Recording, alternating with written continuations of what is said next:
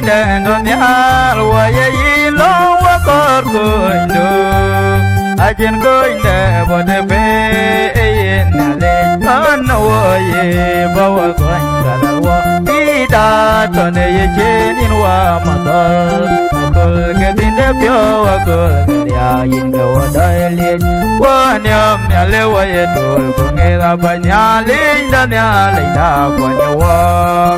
ya wa ni nya le bu de so ke la jeng do pe no ma je ja de ga ge we ro da wa e jok tan ku ke to ten nya le wa ja ba pe we ko bi da to ne ye che nin wa ma ta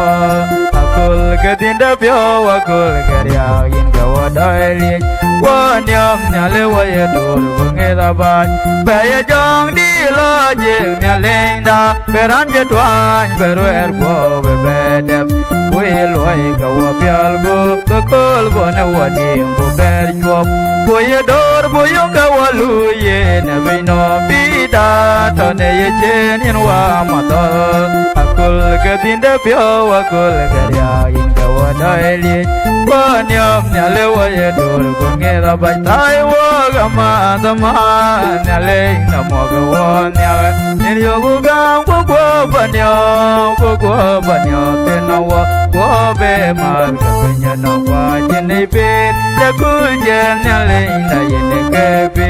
la je pi da to ne ye je yin wa ma ta col ke tin de pyo wa col ke ya yin ga wa dai le wa nyam nya le wa ye dol ko nge da ba